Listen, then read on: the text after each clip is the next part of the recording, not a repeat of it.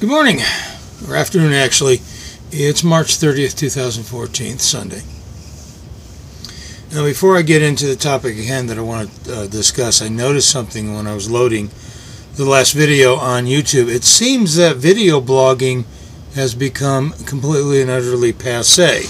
Well, I got news for you. I don't care what YouTube has done to corporatize the video loading. I will continue, as I have since 2006 or thereabouts, to make video blogs. Most of what I've done up to, well, for the last few years has dealt with Occupy. And I'll be honest with you, we will touch on that again someday, but not right now.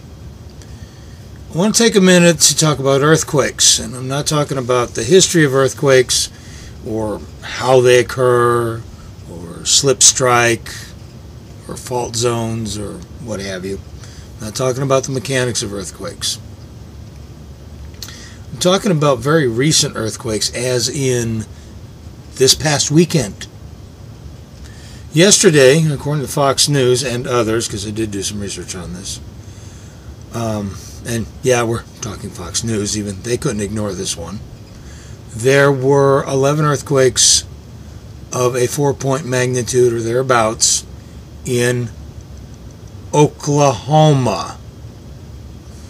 Also, this past weekend, there was a 5.1 earthquake in LA. And of course, that was documented because anything that happens in LA or New York gets blasted across the rest of the nation as if nothing else exists.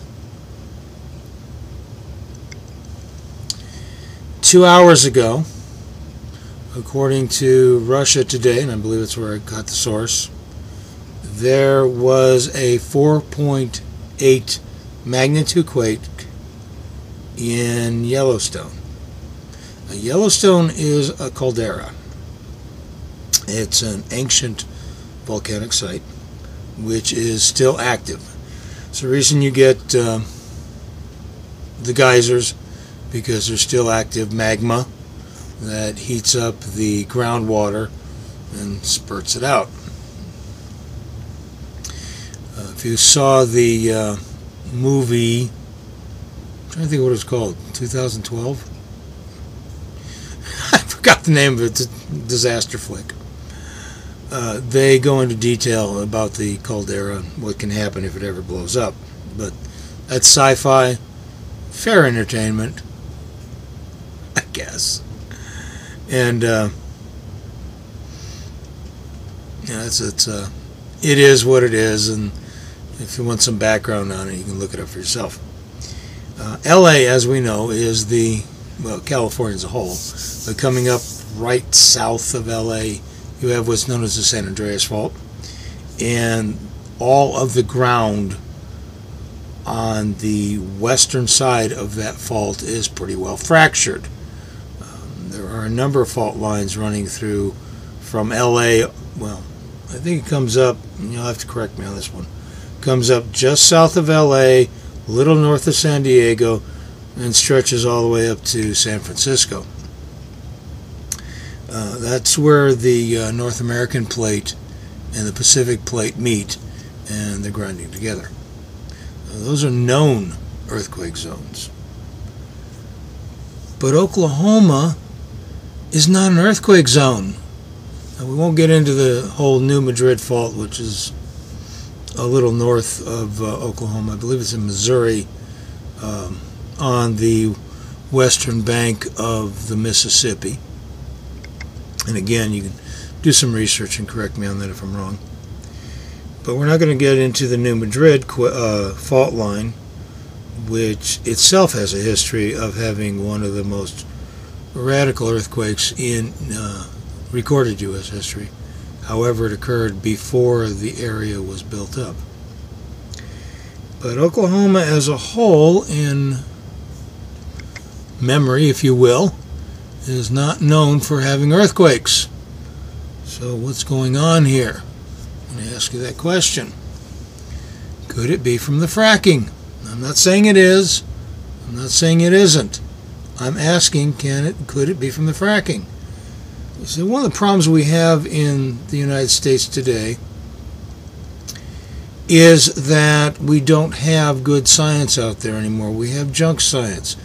We have biased corporate paid science.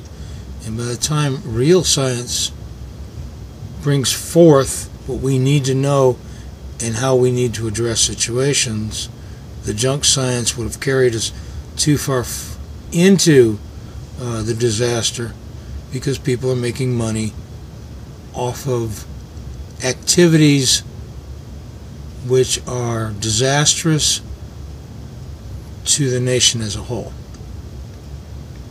And the only way we're going to know for certain if we're dealing with junk science here or real science when it comes to fracking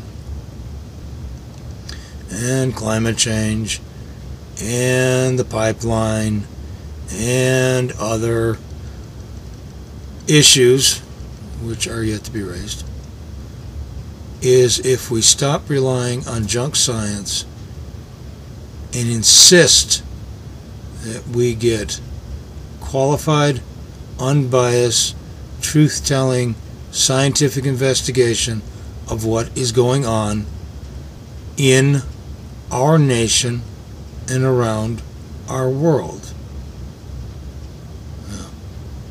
Just leaving that there for you to think about, possibly discuss with others, myself included, if you wish, and let you figure out what's going on. Thank you very much for your time. I appreciate it. This is Cliff Potts. As always, may your God go with you. I'll talk to you later. Bye-bye.